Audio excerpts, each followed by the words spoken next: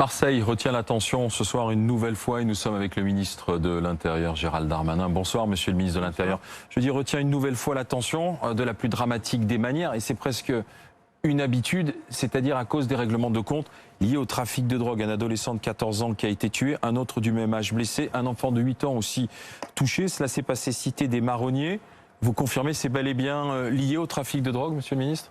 L'enquête judiciaire le dira, mais tout montre effectivement que ce sont des règlements de compte liés au trafic de drogue. Je dis règlement de compte parce que, et je voudrais avoir une pensée pour ce jeune homme qui est mort, pour sa famille bien évidemment, pour le jeune homme qui est blessé, pour la famille qui a eu ces impacts de balles, ces règlements de compte qui touchent des quartiers où des gens courageux essayent de vivre. Mais malheureusement, ce jeune homme qui a été tué avait déjà maille à partir avec la justice en lien avec le trafic de drogue.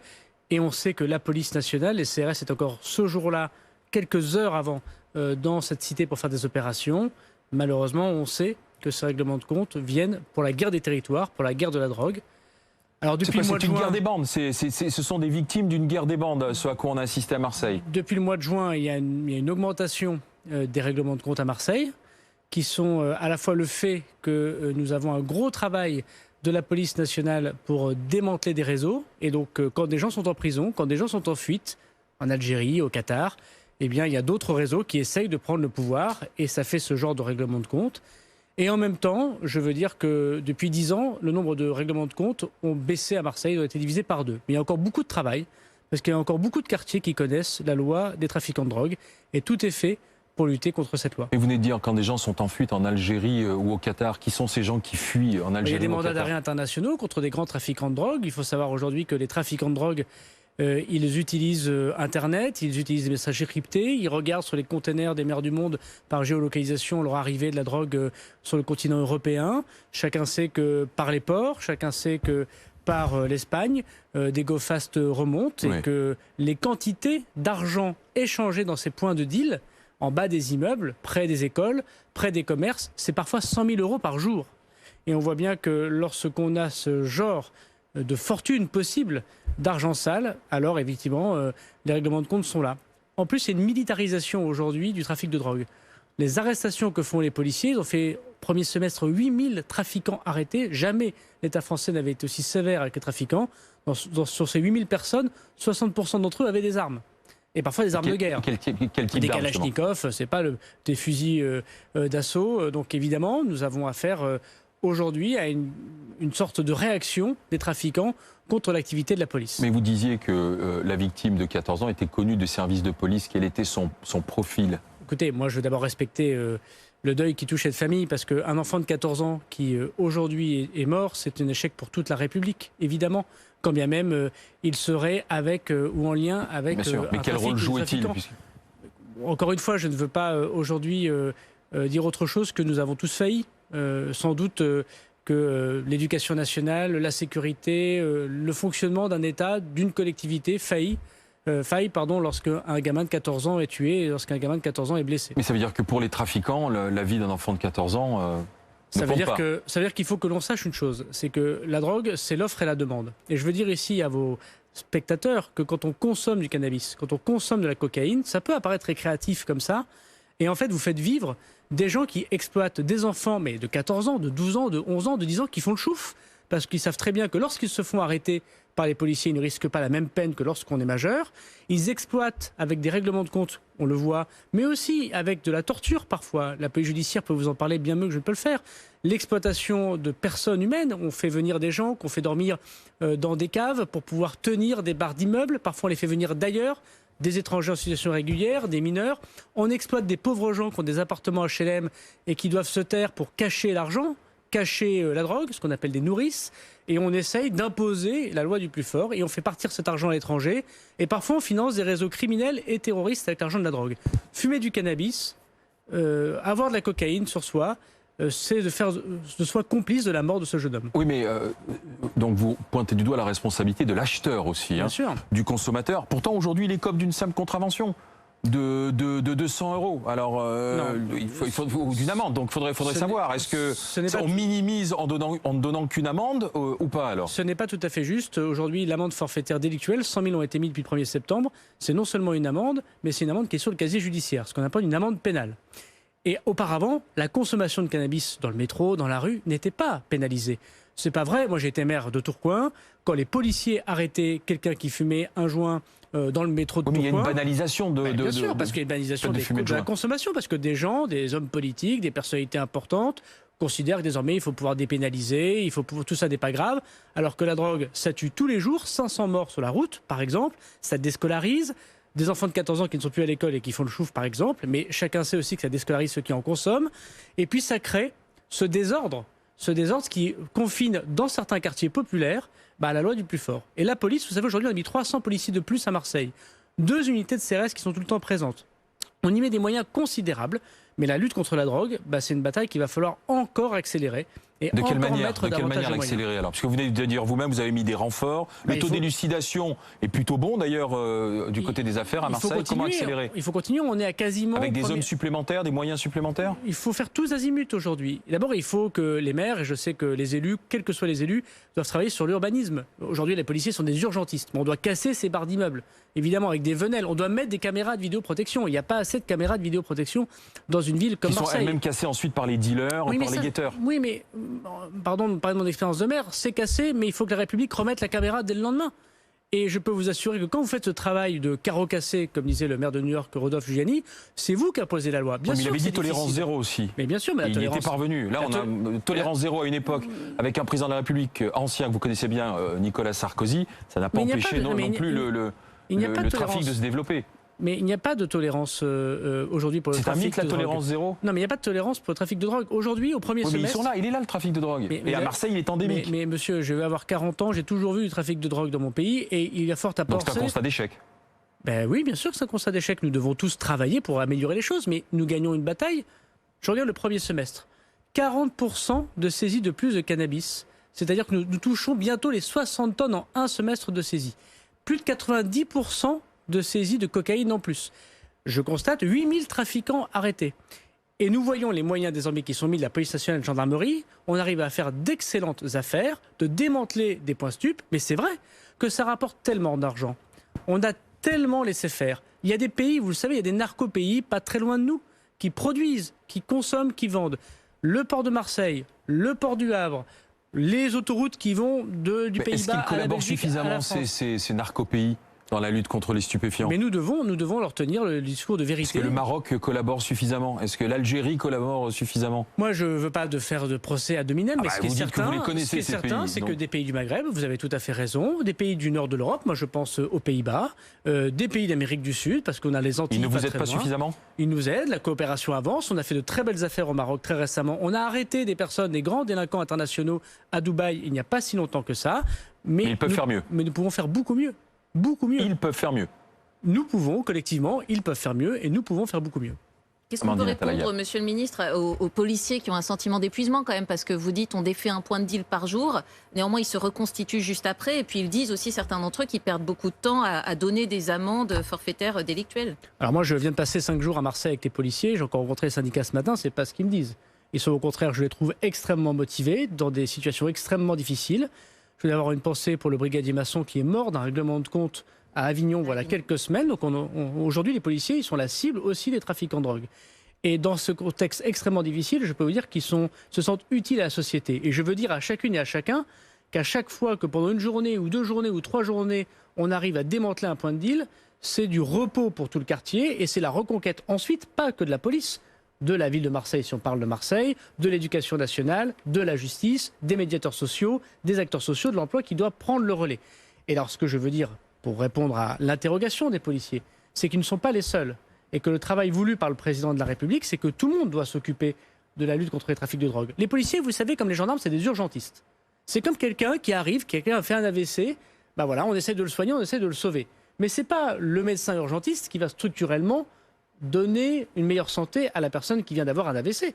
C'est le travail de prévention qu'a fait la médecine auparavant, c'est l'alimentation, bref, c'est des années de travail auparavant. Donc vous sentez moins de dépit ou de colère qu'il n'y en a eu lors de la manifestation des policiers devant l'Assemblée nationale? Ils étaient très remontés il y a quelques mois. Mais d'abord, le métier de policier, c'est un métier extrêmement difficile. Et si on arrêtait de leur taper dessus tous les jours, matin, midi et soir, si certaines personnes qui commentaient sans cesse l'actualité, regardaient chacune des vidéos, se demandent s'ils ne sont pas plus blancs que blancs, ne donnaient pas confiance aux policiers et aux gendarmes, peut-être qu'ils se sentiraient plus soutenus. Moi, je veux dire que je soutiens les policiers et gendarmes dans leur métier difficile. Bien sûr que parfois, parce qu'ils ne sont pas très bien payés, les policiers, parce qu'ils sont face à des trafiquants très armés, parce que le trafic revient, parce qu'il y a des gens qui les mettent en accusation chaque jour, ils peuvent se sentir un peu délaissés ou déprimés. Mais ils savent que les moyens sont là. Je pense qu'on n'a jamais autant rénové de commissariats, on n'a jamais mis autant de nouvelles voitures sur l'ordre de la République. On augmente de 10 000 policiers et gendarmes grâce au président de la République. On leur donne des moyens supplémentaires. On a fait voter la loi sécurité globale. Malgré toutes les manifestations qu'on a vues, ils savent qu'ils ont un gouvernement qui les soutienne.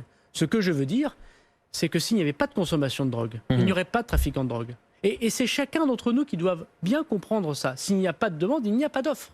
Et c'est nous qui faisons vivre le trafic de drogue en acceptant la consommation. Mais pas là, simplement la consommation des jeunes de quartier ou des jeunes de banlieue, comme on dit trop rapidement. Je connais plein d'endroits bourgeois où on consomme du cannabis, où on consomme de la cocaïne, et dont on se dit, après tout, mais pourquoi c'est le bordel à Marseille et pourquoi c'est difficile en banlieue parisienne? Parce que les personnes qui sont des catégories sociales plus élevées font vivre aussi ce trafic parfois. Et donc j'ai demandé au préfet de police pour Paris, j'ai demandé au directeur général de la police nationale, je viens de le dire à la préfète de police dans les Bouches-du-Rhône, je veux aussi des contrôles contre la drogue, des contrôles routiers et des contrôles aussi dans les beaux quartiers pour éviter cette consommation. Ça va se passer comment alors du coup cette intensification des contrôles, notamment dans les beaux quartiers alors, comment ça va se passer? D'abord, par exemple, il y a quelque chose de très utile dans la lutte contre les stupéfiants, ce sont les chiens. Et nous n'avons pas assez de chiens dans la police et la gendarmerie qui instantanément sont capables de dire si dans votre scooter, sur vous-même, vous avez une substance illicite. C'est du contrôle aléatoire que vous allez faire alors. Évidemment, bien sûr, mais donc c'est les normal. beaux quartiers par exemple parisiens, sachez que les contrôles aléatoires pour savoir s'il y a de la drogue ou de la cocaïne dans un scooter vont avoir lieu. Tout à fait. D'abord parce qu'aujourd'hui, il y a ce qu'on appelle le Uber Sheet. On commande sur Snapchat, on a un scooter qui arrive, un faux VTC, et on livre dans un bel immeuble du 16e arrondissement sa substance. Mais ça fait vivre le trafic qui mène à la mort d'un gamin de 14 ans. Donc il faut que chacun comprenne que ce n'est pas une question des quartiers nord de Marseille ou de la Seine-Saint-Denis. Ça concerne tout le monde. Et je veux dire aux gens des quartiers, dont personnellement j'ai été maire d'une ville comme Tourcoing populaire où il y a beaucoup de gens de quartiers populaires, qu'on ont ras-le-bol d'être une sorte de territoire qui permet à des gens plus riches d'être aujourd'hui le lieu de récréation de la drogue. Et donc il n'y a pas que la police qui va dans des quartiers dits difficiles, la police ira partout et il faut que ces contrôles touchent également les consommateurs. Mais dans ces quartiers comme la Cité des Marronniers à Marseille, c'est la pauvreté. Bien aussi. sûr. Donc finalement, la drogue ou le trafic de drogue est venu se substituer ou est venu compenser la misère sociale. Donc il y a un gros travail républicain aussi à faire pour sortir ces familles de la pauvreté. Mais vous avez tout à fait raison, il y a un énorme travail républicain à faire. L'État a failli dans ces endroits aussi.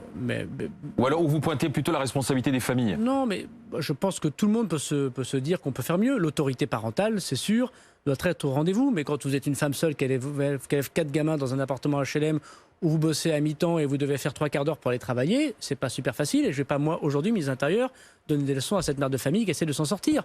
Par contre, je dis à cette mère de famille qu'on va l'aider, qu'on va mettre la police pour la protéger, que sa fille de 17 ans pourra prendre le métro sans se faire embêter, que nous dédoublons les classes, c'est ce que nous faisons en amont, pour que son enfant puisse essayer de sortir. Le président de la République va aller à Marseille bientôt et il y aura des annonces à faire importantes pour aider la ville. Mais ces riverains vont vous dire arrêtez, monsieur le ministre, les zones de non-droit, les patrouilles de police, il y a un moment, elles s'arrêtent le soir, on contrôle ceux qui veulent rentrer dans ces barres d'immeubles, dans ces quartiers. C'est tout à fait faux, il n'y a pas de zone de non-droit dans notre pays, il y a des endroits difficiles.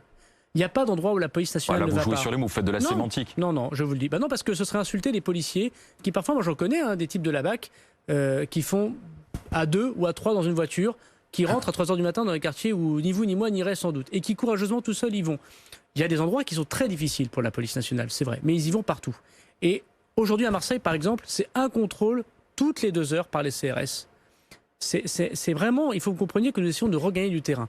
Et nous luttons, comme beaucoup de pays, lutte contre le trafic de drogue. Mais je veux le redire, on peut y mettre des policiers, on peut lutter contre les trafics de drogue. C'est tellement rémunérateur que si le consommateur ne consommait pas, il n'y aurait plus de trafic. Puisque cette lutte est si difficile et que vous parlez même d'un constat d'échec, c'est ce que vous venez de dire de façon très claire, pourquoi est-ce que vous n'envisagez toujours pas d'évaluer la possibilité de la légalisation à un moment donné du cannabis? On connaît votre position là-dessus, mais les gens comprennent d'autant moins qu'on n'en parle pas tout simplement, puisque le président de la République lui-même, lors de la dernière campagne, était favorable à cette idée. Moi, je ne constate pas d'échec de lutte contre la drogue. Je dis que c'est une bataille difficile et que nous allons la mener, qu'il faut encore d'autres moyens pour la mener. Et ce que je veux dire, c'est que nos résultats n'ont jamais été aussi exceptionnels, même si on a encore beaucoup de travail. Mais madame, c'est justement avec ce genre de discours que vous découragez les policiers.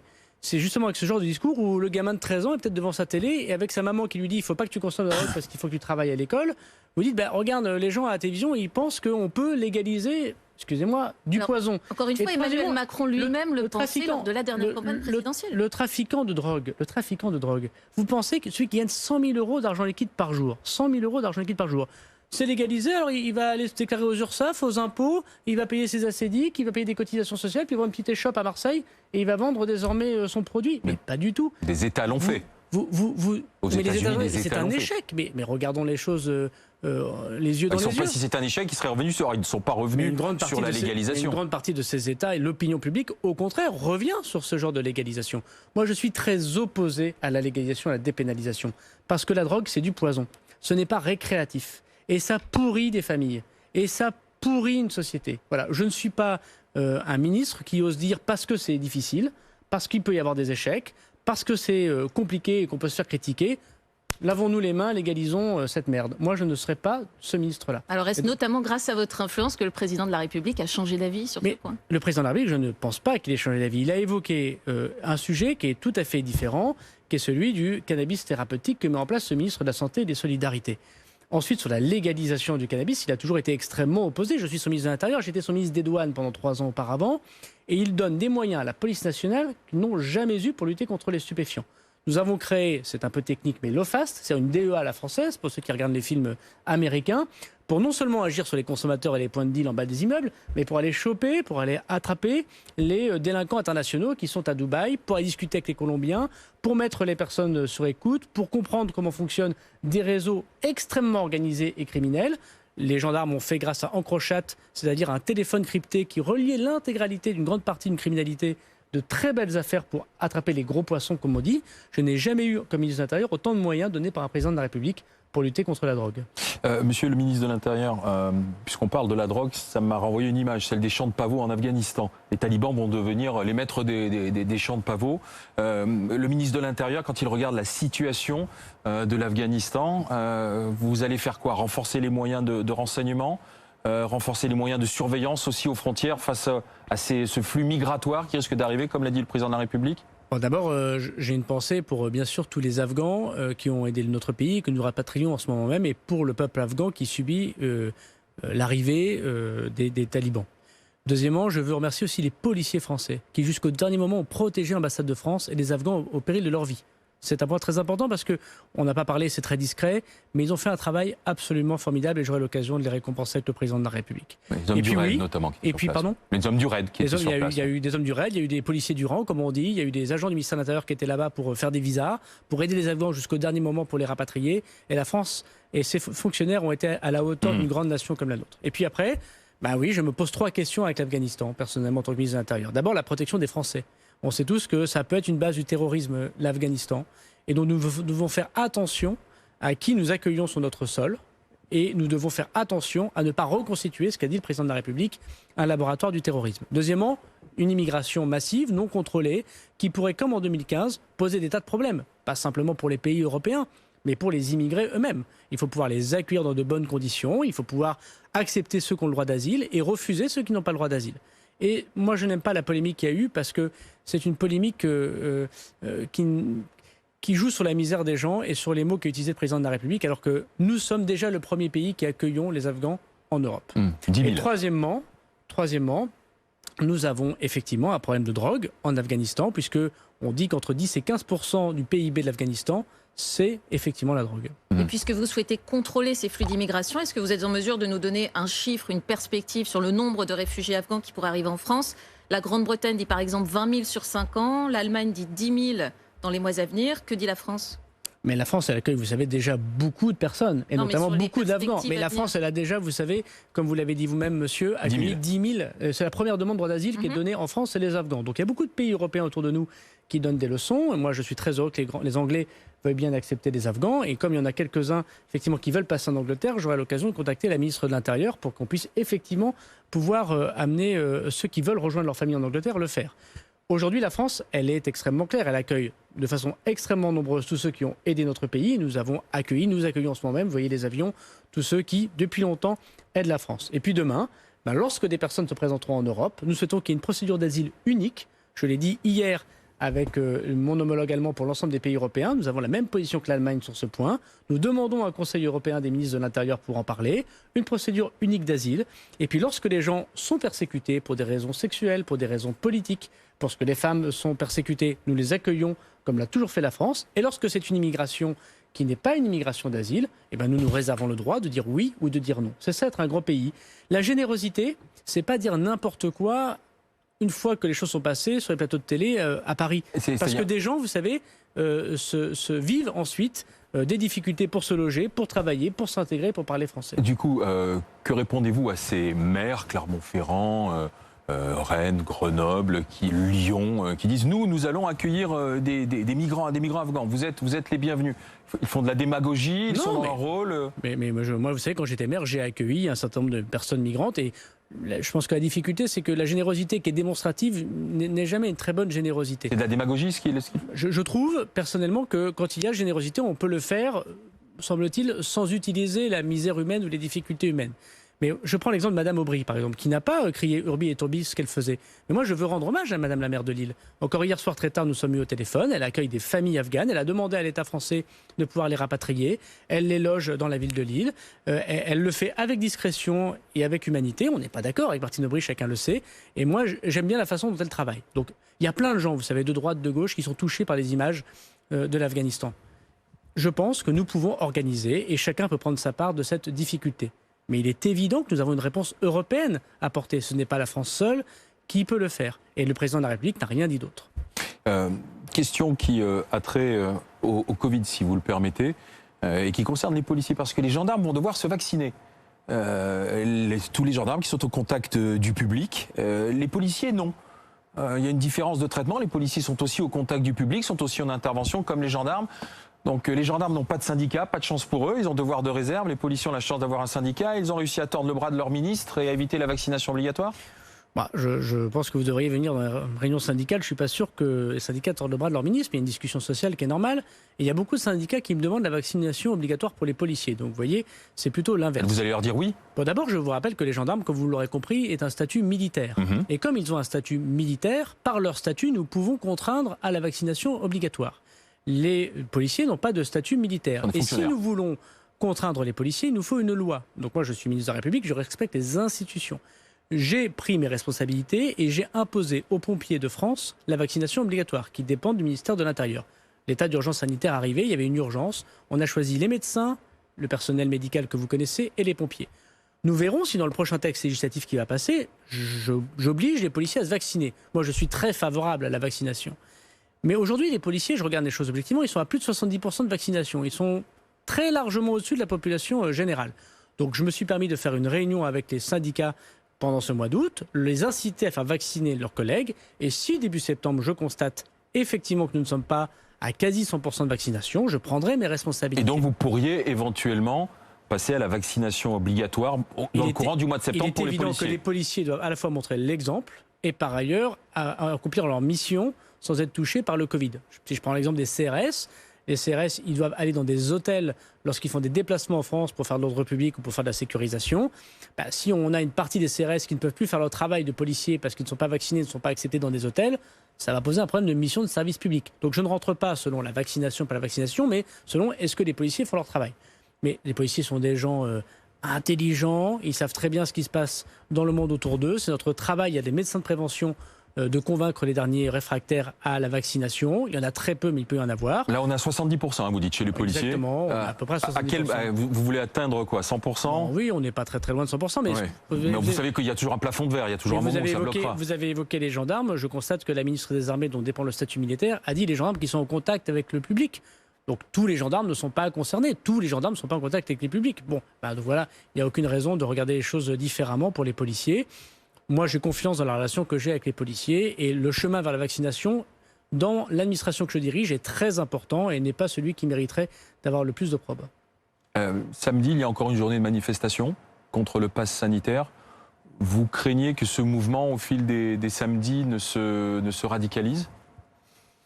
Non, je ne crois pas. De semaine en semaine, il y a chaque fois un petit peu plus de monde. Et puis là, on va arriver vers la rentrée. C'était un peu moins vrai samedi dernier. Moi, mon travail de ministre de l'Intérieur, d'abord, c'est d'organiser l'ordre public pour que tous ceux qui veulent manifester, quelle que soit leur opinion, du moment qu'elle soit conforme à la loi, puissent le faire.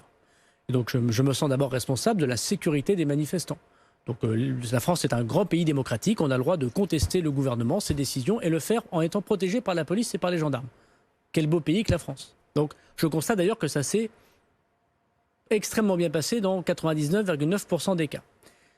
Je déplore les quelques réactions antisémites que nous avons vues, que je ne confonds pas avec la majorité des manifestants, mais je ne laisserai pas passer, et j'ai donné des consignes au préfet pour qu'il n'y ait pas de nouveau des démonstrations antisémites absolument inacceptables.